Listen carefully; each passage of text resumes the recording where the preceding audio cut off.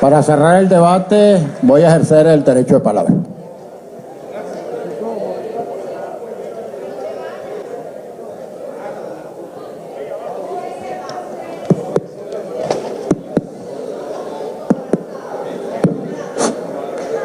Ciudadanas diputadas y diputados,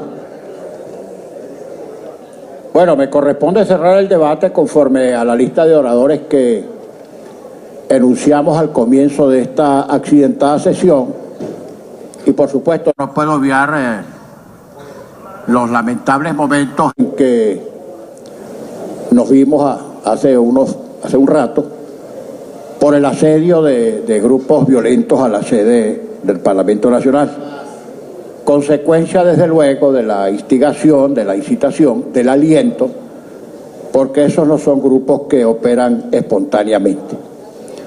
Creo que quienes los movieron le hicieron un enorme disfavor al propio gobierno que creen que están defendiendo, porque alardes y manifestaciones como esas más bien perjudican, digo, al gobierno que esos grupos dicen defender.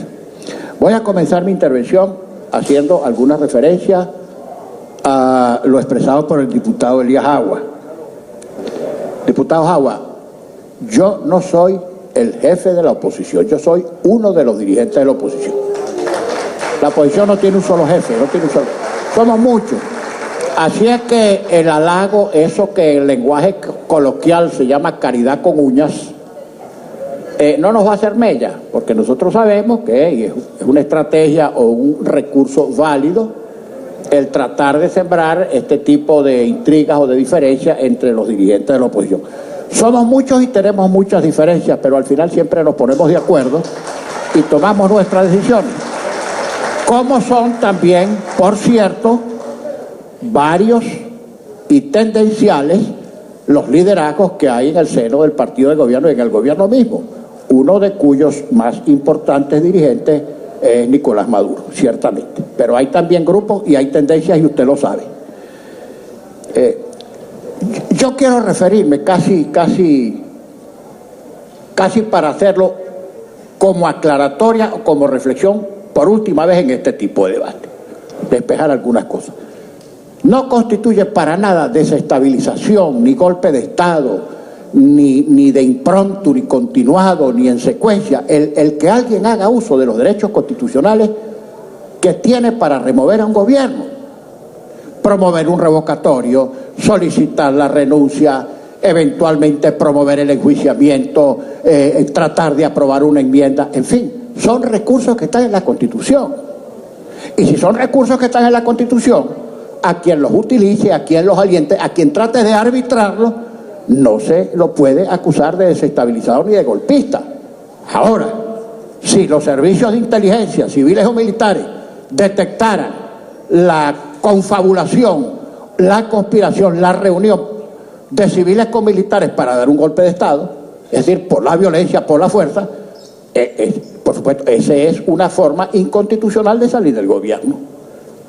Ahora, mentalícense de una vez, por mucho que signifique perturbación desde el punto de vista político para quien quiere mantenerse en el poder, el promover recursos que están en la Constitución no constituyen golpe de Estado. El tema de la Constitución. Yo he escuchado una curiosa teoría en el curso del debate, afuera de la cual quien no votó por la Constitución es una especie de huérfano constitucional, no tiene derecho. Señor, yo no voté por la Constitución. ¿Y por qué no voté? Porque si bien su parte programática es excelente, creo que la parte orgánica hipertrofia las facultades presidenciales, castiga mucho la descentralización, elimina el control civil sobre las Fuerzas Armadas, consagra el fuero militar y consagra una serie de poderes yuxtapuestos y sobrepuestos que confunden el ejercicio de la función pública. Ahora, el hecho de que yo no haya votado la Constitución me convierte a mí en una especie de paria constitucional que no tiene derecho. ¿Solo tienen derecho los que votaron por la Constitución? Por supuesto que no.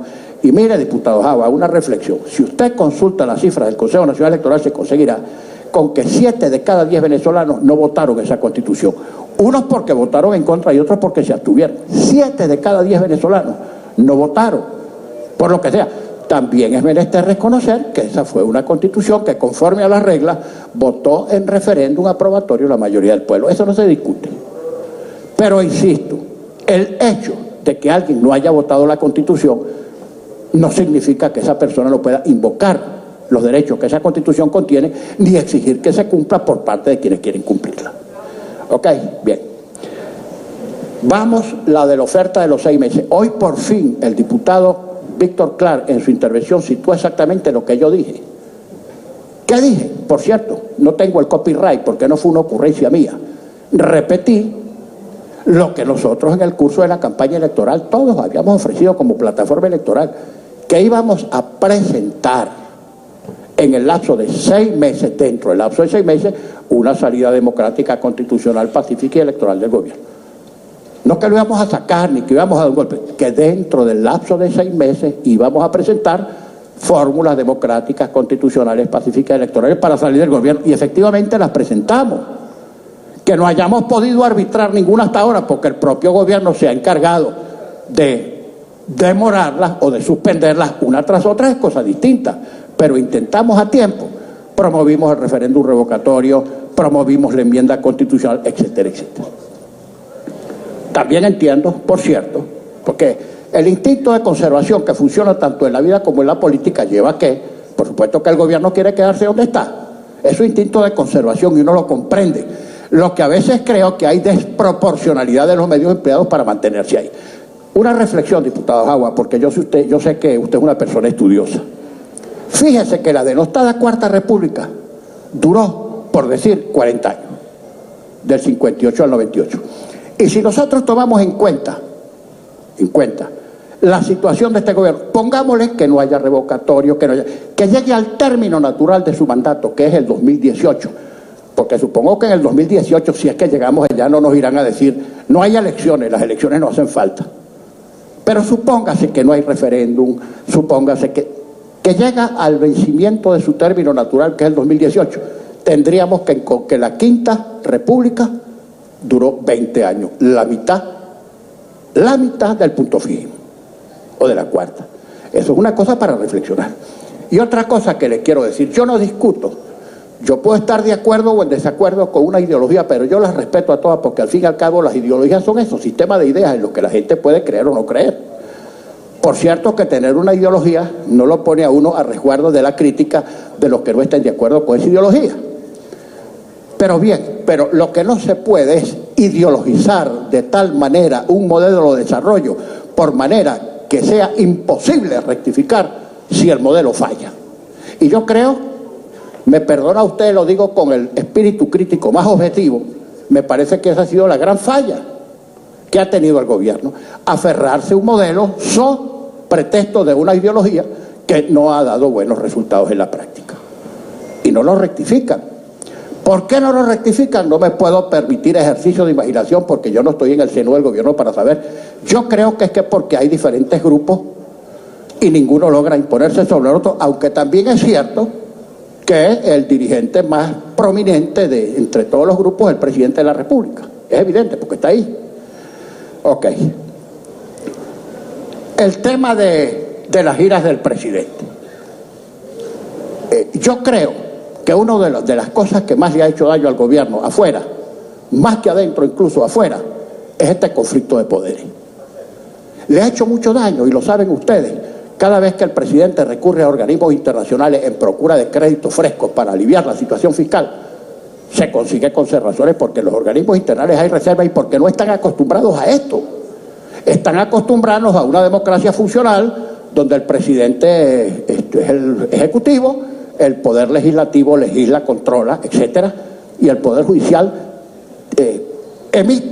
dicta sentencias y examina los juicios con absoluta imparcialidad respecto de los dos poderes. Pero desde afuera no perciben, y esto no se trata de que nuestra propaganda haya sido exitosa, sino que desde afuera se percibe, por ejemplo, lo que transmiten las diferentes embajadas y el cuerpo diplomático acreditado aquí, que hay un control del Poder Ejecutivo sobre el Consejo Nacional Electoral y sobre todo por el Poder Legislativo, por manera que se utiliza como una especie de instrumento para privilegiar siempre al Ejecutivo en perjuicio del Poder Legislativo que ha sido electo por el pueblo. ¿Qué no le hemos dicho al Ejecutivo? Bueno, vamos a contarnos todo. Ojalá mañana alguien dijera, porque la forma de composición por excelencia en los regímenes democráticos es lo electoral. Cuando un país entra en crisis, bueno, se adelantan las elecciones. pasa en los regímenes parlamentarios, pero como el nuestro no es un régimen parlamentario, sino un régimen presidencialista, pues aquí no puede regir el principio. De repente el presidente cae en bajísimas cotas de popularidad y sin embargo no se adelantan las elecciones porque el presidente tiene un mandato a término. Este no es un régimen parlamentario. Pero en un momento de una crisis como esta, caramba, si la forma de composición política es la elección, bueno, ojalá nos contáramos todos, el Ejecutivo, el Legislativo, etcétera. Ojalá nos contáramos todos.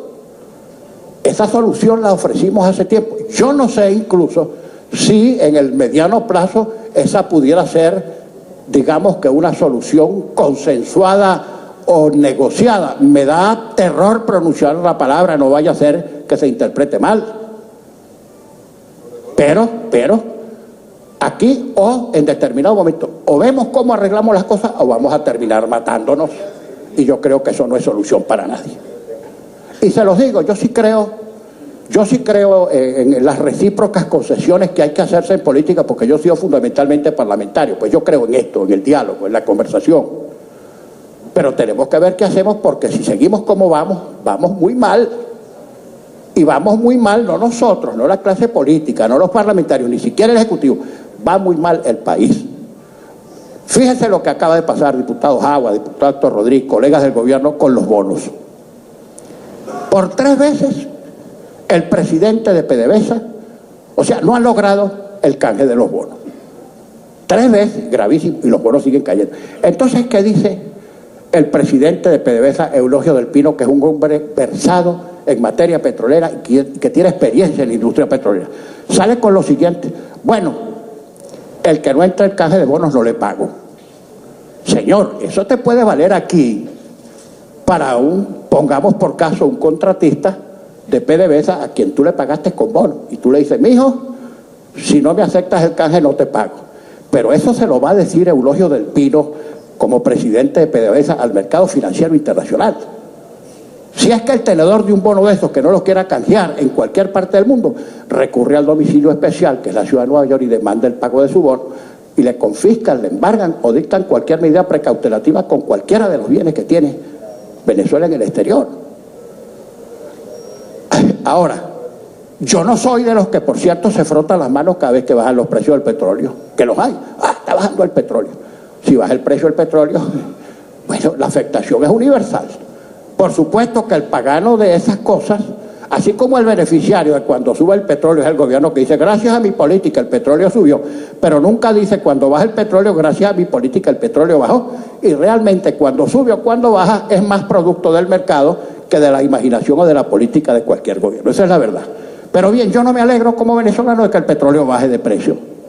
¿Por qué? Porque cuando el petróleo baja de precio, se afecta a todo el país.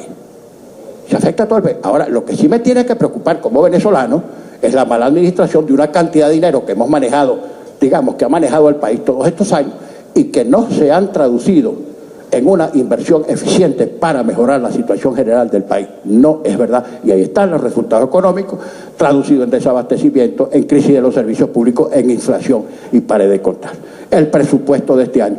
Colegas, más allá del desatino de mandárselo al Tribunal Supremo de Justicia en base a todo lo que ha dicho el tribunal, que si estamos en desacato, en fin, eso fue una escopeta montada. No me voy a referir a eso porque hemos hablado bastante. Antes de tomar posesión nosotros el 5 de enero, se designaron aquí los magistrados exprés y nos quitaron las 2/3 partes con la sentencia de la sala electoral. Eso está cantado porque eso fue el recurso que el gobierno se imaginó para neutralizarlo. Y respetan las elecciones solo cuando las gana, le demás gana la alcaldía mayor, y le vaciaron la alcaldía mayor de contenido y le nombraron un gobierno paralelo del Distrito Capital. El mismo diputado Jagua es protector del Estado Miranda. Entonces, si gana las elecciones, vale, ganamos las elecciones. Y si las pierden, bueno, lo que les acabo de decir. Si hacemos las elecciones de las de gobernadores prontico, van a tener que nombrar 24 protectores. Bueno, pero entonces, ¿a qué es lo que me quiero referir? Que ese presupuesto que se acaba de aprobar ahora, y a ustedes los va a afectar como venezolanos y a su familia y a la familia de la gente de la Fuerza Armada, 8 veces superior al presupuesto de este año. Yo no soy economista, desde luego, pero lo que explican todos los economistas es que la octuplicación del presupuesto de un año para otro significa prender la maquinita. Y eso significa inflación. Por ahí está hablándose ya de 2.500% de inflación el año que viene. Bueno, eso es pavoroso. Entonces, mire, colegas, de verdad que nosotros, no fue verdad que cazamos una pelea de poderes. Desde que ganamos las elecciones, el gobierno, yo creo que se hiperasustó, porque por primera vez en 17 años no controlaban el poder legislativo. Y entonces funcionó el Instituto de Conservación. Caramba, vamos a ver cómo lo neutralizamos. Y creo que lo hicieron de la peor manera. Usted, por ejemplo, ve con el referéndum revocatorio, más allá de lo que ustedes dicen, que si la firma. Señores, ¿cómo es que están contando para intentar recursos contra el revocatorio firmas que no se tomaron en cuenta para la validación? Esas firmas, digamos, que si Chimba, que si Muertos, que firmó la negra Hipólita, que firmó Lotario, Mandrake el Mago, King Kong, esas no se tomaron en cuenta. Las que se tomaron en cuenta para la validación que certificó el Consejo Nacional Electoral fueron las firmas buenas. Entonces tú me vas a meter una acción, no por las firmas buenas, sino por las firmas malas. Y fíjense también, colegas, uno no es tonto. ¿A qué obedece la sincronía? Fíjense. El Consejo Nacional Electoral dicta un reglamento donde no aparece el referéndum revocatorio. Bueno, ellos pudieran decir con mucha razón, no incluimos el referéndum revocatorio porque que se dé el revocatorio depende de un hecho futuro e incierto, como es que ustedes reúnan el 20% de la voluntad. Correcto. Las elecciones de gobernadores tiradas para mediados del año que viene. Incorrecto. Porque eso no necesita firma y nada, sino que se venció el término, hay que hacer. Entonces la sala electoral inmediatamente, ya no la constitucional, la sala electoral, para no seguir recalentando la sala constitucional y el Consejo Nacional Electoral, la sala electoral dice que va el 20% local. ¿Y después qué pasa? Yo les confieso que a mí me sorprendió cuando el tiro de cachito ese lo dieron por 7 tribunales penales del interior.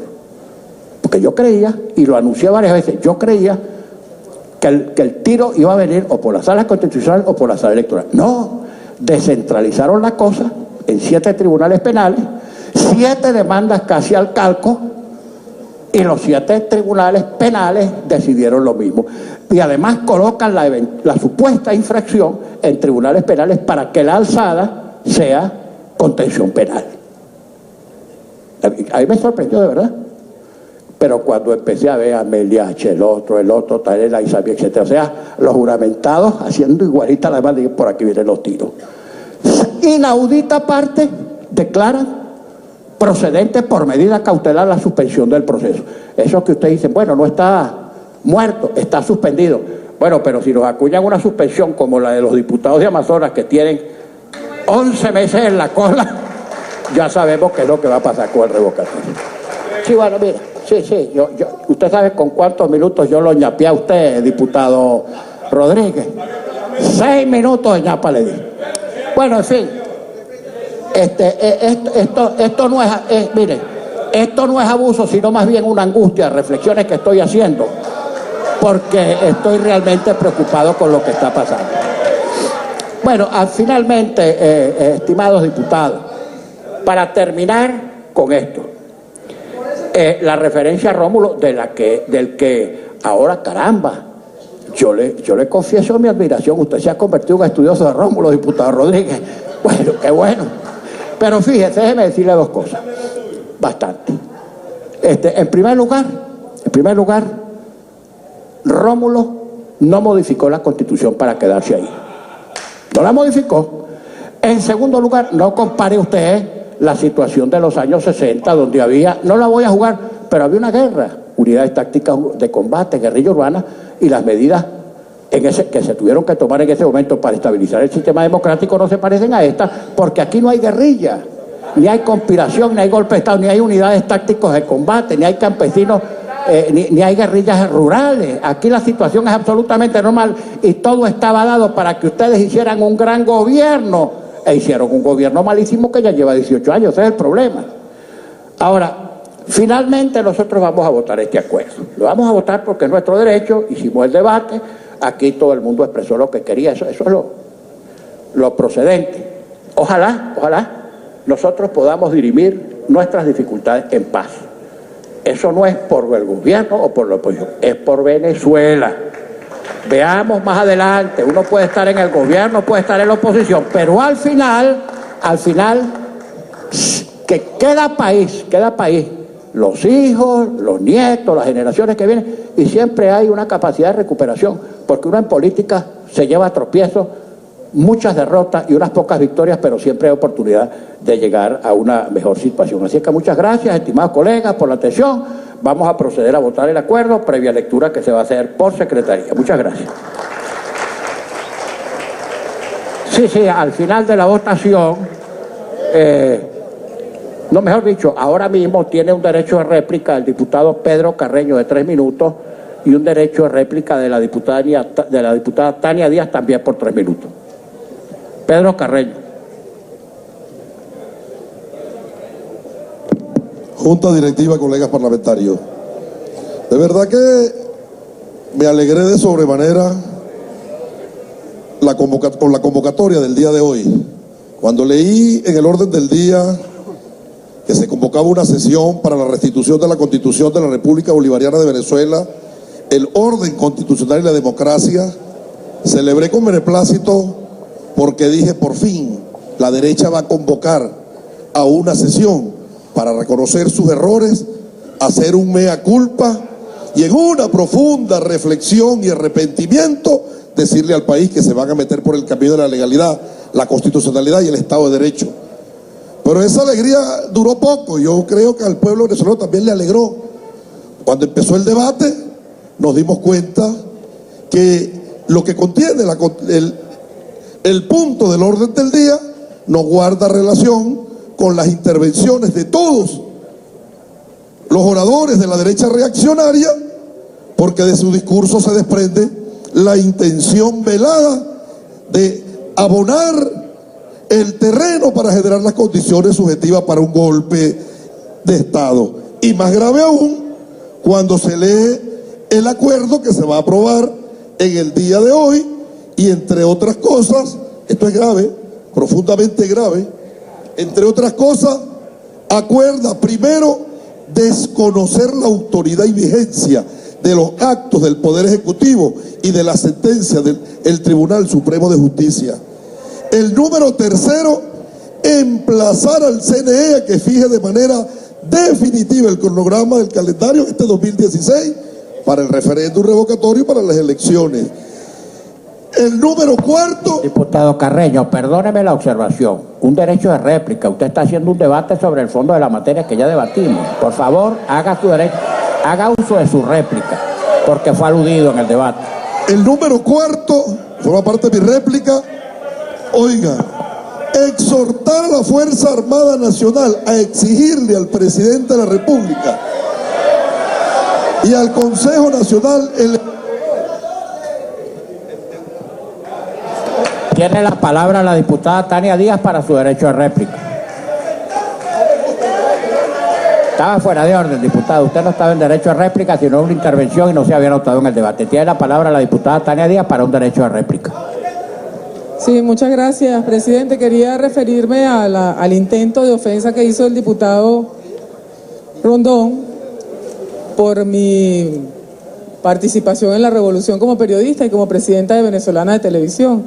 Y quería recordar que yo personalmente en Venezolana de Televisión entrevisté a un parlamentario de Acción Democrática, el diputado Alcántara, Pedro Pablo Alcántara, y no logré que confesara cómo después de los sucesos de febrero del año 92, él personalmente fue a los medios de comunicación y colegas periodistas dan fe de cómo censuró las primeras páginas de los periódicos y dijo que salía y que no salía. Yo quería, en aras del debate, en aras del rescatar la historia, decir que Venezolana de Televisión y el Sistema Nacional de Medios Públicos le dio la palabra a ese pueblo que había permanecido invisible durante décadas, durante la década de ese gobierno que ustedes vienen a defender aquí. Y quería decir, para terminar, a quienes aludieron al artículo 350, que pongan atención, porque la voz del pueblo es la voz de Dios, y ese pueblo está escuchando este debate y sabe cómo han actuado ustedes de espaldas a sus intereses. Gracias.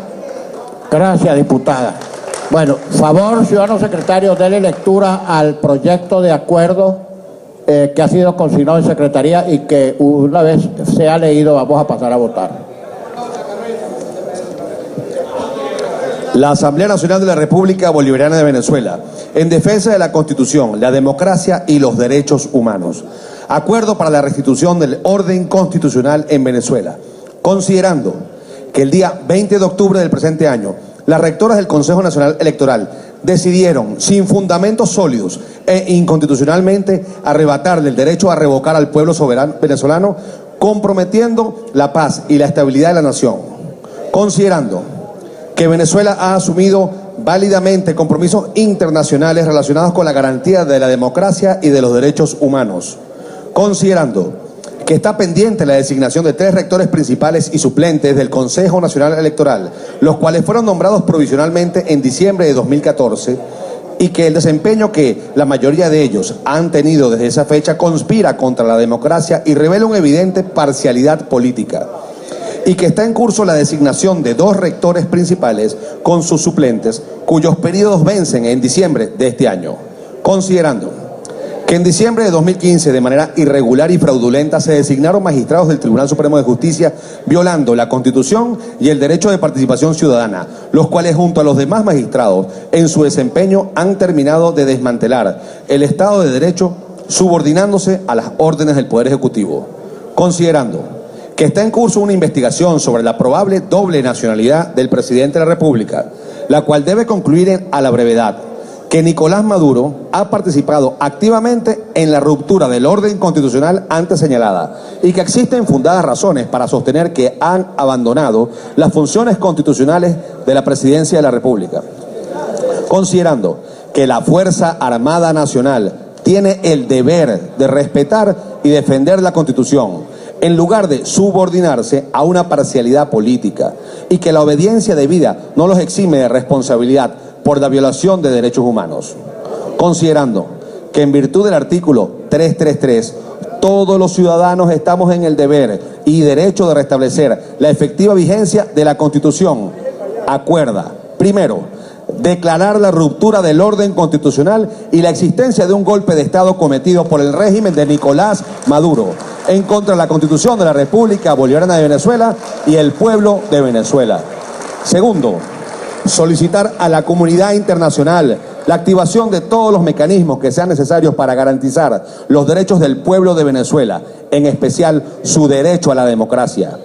Tercero, formalizar la denuncia ante la Corte Penal Internacional y demás organismos que sean competentes en contra de los jueces y rectoras del Consejo Nacional Electoral responsables de la suspensión del proceso de referendo revocatorio y demás funcionarios responsables de la persecución política al pueblo de Venezuela.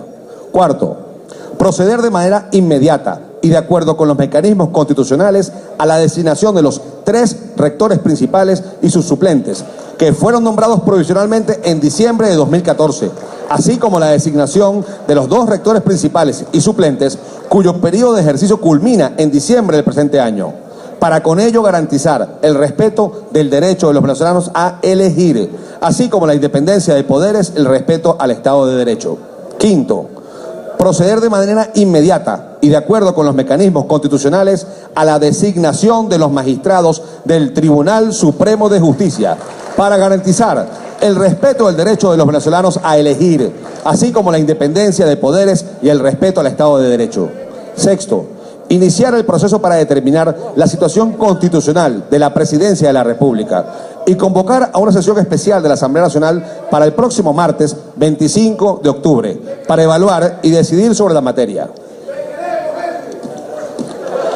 Séptimo, conformar una comisión especial de alto nivel parlamentario encargada de desarrollar y definir las decisiones emanadas de este acuerdo para restituir el orden constitucional. Octavo, exigir a la Fuerza Armada Nacional no obedecer ni ejecutar ningún acto o decisión que sean contrario a los principios constitucionales o menoscaben derechos fundamentales del pueblo de Venezuela, emanados del Poder Ejecutivo, Judicial, Ciudadano y Electoral. Noveno, convocar al pueblo de Venezuela, en virtud de los preceptos constitucionales, en especial lo establecido en el artículo 333 de nuestra Constitución, a la defensa activa, constante y valiente de nuestra Carta Magna, de la democracia y el Estado de Derecho, hasta lograr la restitución del orden constitucional.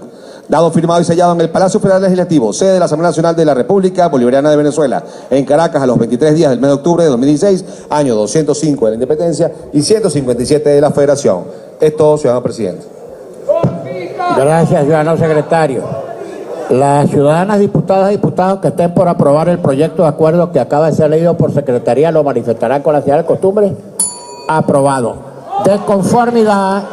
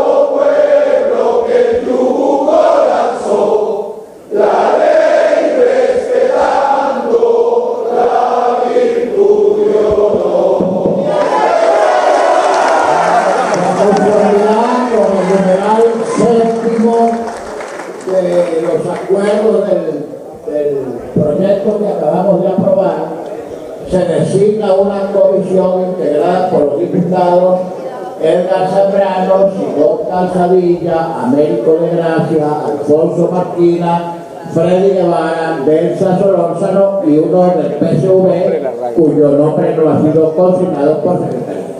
Se levanta la sesión que convoca para el próximo martes a las 2:30 de la tarde. Bien, de esta